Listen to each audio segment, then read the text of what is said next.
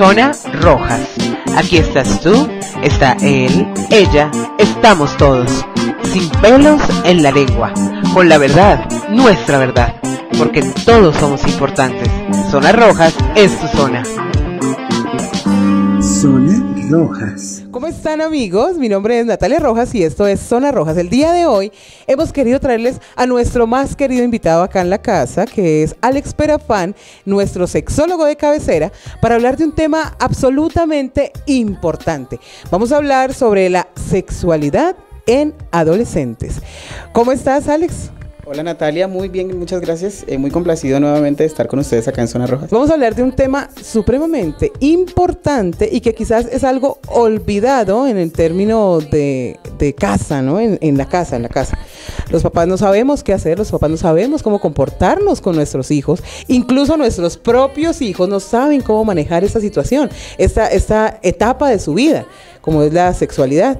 Cuéntanos, ¿cómo se podría definir la sexualidad en la adolescencia? En la sociedad en la que nos estamos desenvolviendo es bastante mal enfocada, no tiene la importancia real que se le debe de dar, porque de una u otra forma la niñez, la sexualidad infantil que hablábamos hace algún tiempo y la sexualidad en adolescentes son los parámetros que te van a identificar el nivel de comportamiento sexual para el resto de tu vida. O te condicionan a algo, a un comportamiento específico, o vas a empezar a explorar, ¿no? Pero nos hemos olvidado desde que prácticamente nos formamos como seres humanos, como individuos, empezamos a sentir.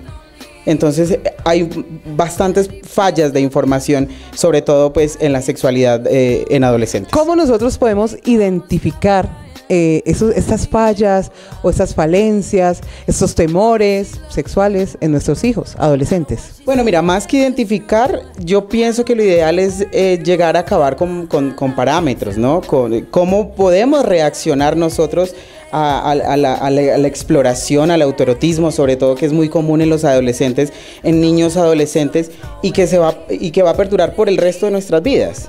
Entonces hablamos del autoerotismo, uno de los comportamientos más naturales, mitificados también, que existen dentro de la sexualidad infantil y en adolescentes, es el autoerotismo, la masturbación. Si yo veo masturbándose a mi hijo, a mi hija, yo ¿cómo reacciono? ¿Cómo lo trato? ¿Cómo le digo? ¿Qué hago? ¿De qué forma le puedo explicar? Lamentablemente no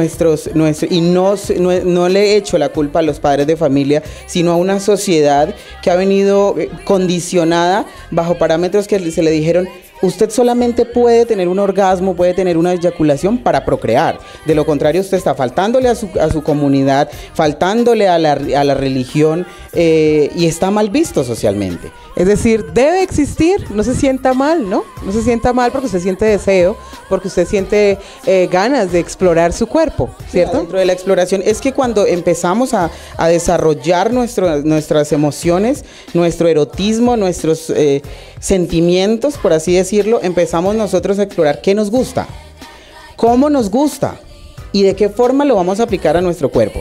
Cuando nos conocemos, cuando sentimos que nuestra piel, en cada centímetro de nuestra piel hay placer, podemos sentir, es donde nos estamos empezando a conocer. Y solamente cuando nosotros conocemos de nuestro erotismo y de nuestro cuerpo, podemos comunicárselo a una pareja, podemos comunicarlo a alguien más.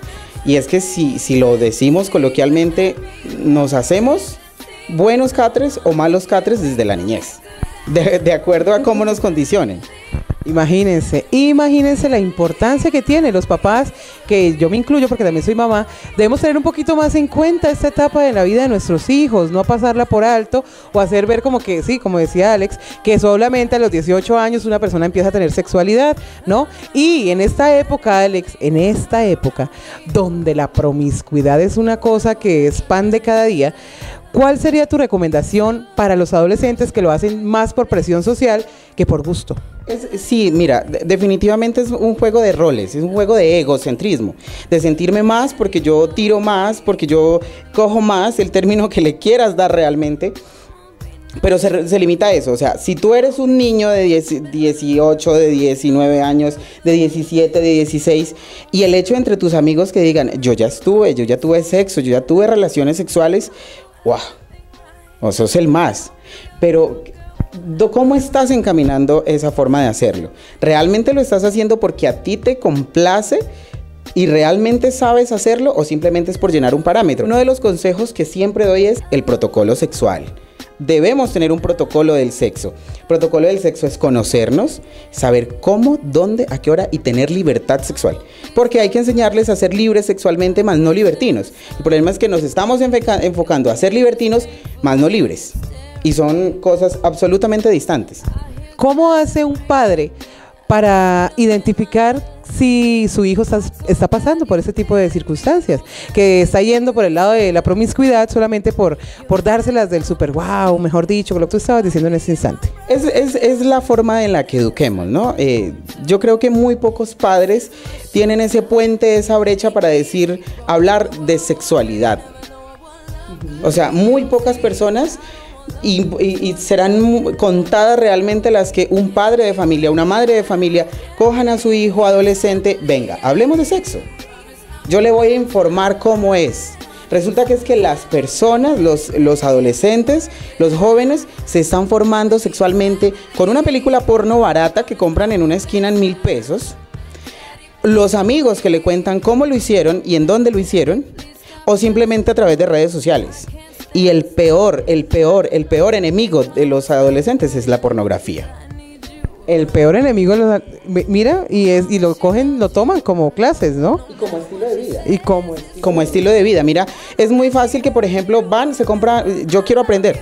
Entonces van y se compran una porno de baja calidad y de bajo presupuesto. De esas dobladas al español donde se habla de esa forma. Entonces es fatal. Entonces toman los parámetros que hay dentro de esa porno que se compran y ahí dice que el video porno dura 1 hora. Entonces usted debe durar 1 hora. Antes de venirse, antes de eyacular, debe hacer infinidad de poses para poder... Y resulta que se vuelven unos adornadores de la situación y al final no hacen nada. No, escuchen, no hay necesidad de hacer tanta maroma, tampoco hay necesidad de durar 3 horas, porque tampoco las mujeres no necesitamos eso, ¿no? Sí, ni los hombres tampoco, estamos hablando de sexualidad en general. Mira, Alex, perdóname, a través de teniendo como base la masturbación o el autoerotismo como tal, hay una cosa muy clara y son los mitos que hacen de ella un gran enemigo, sabiendo que es una de nuestros mejores aliados. De una u otra forma, en cualquier momento de la vida nosotros debemos tener un acercamiento erótico con nosotros mismos. Nadie nos lo puede prohibir. Es parte de nuestros derechos humanos, porque los derechos sexuales son derechos humanos y hace parte de nuestra privacidad. El conocernos, la cantidad de mitos que hay, que se me dañara el pulso, que me van a salir pelos en la mano, que es que la iglesia lo condena. Yo no me meto mucho en los temas de la iglesia ni de la política, porque realmente aquí siempre uno termina siempre un poco complicada, sí. Entonces, los mitos que hay alrededor, sobre todo o sea, un padre de familia, una madre de familia no educa de qué forma es importante hacerlo y de qué forma es educarse, sino diciéndole eso es malo. Entonces no podemos ocultar la naturaleza. Es algo que nos sale, que nos surge. Es algo absolutamente natural. El primer amor que nosotros tenemos somos nosotros mismos.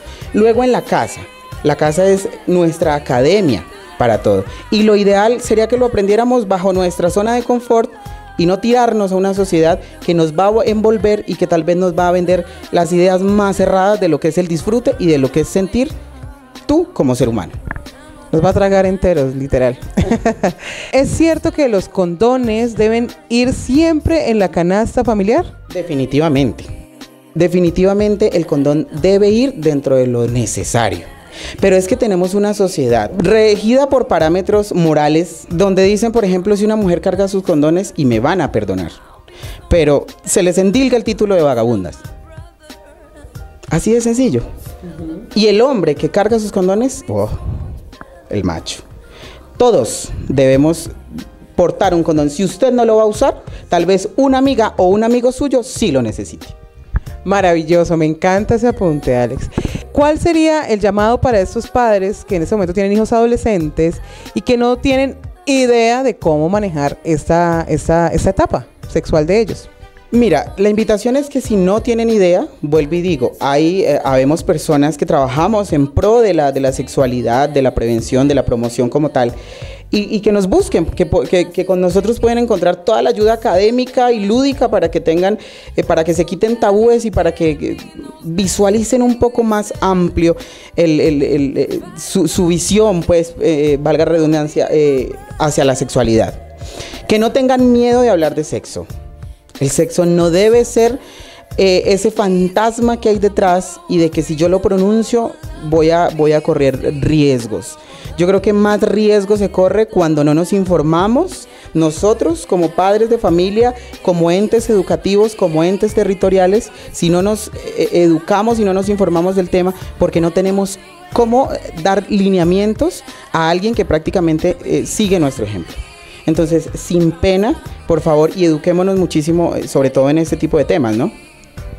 Perfecto, Alex, muchísimas gracias por tus grandiosos aportes. Zona Roja siempre estará muy, muy, muy agradecido. Todos nosotros estaremos muy agradecidos contigo. Y por supuesto, te queremos acá para cualquier cantidad de temas que vendrán más adelante de tipo sexual. Mi nombre es Natalia Rojas y esto fue Zona Rojas.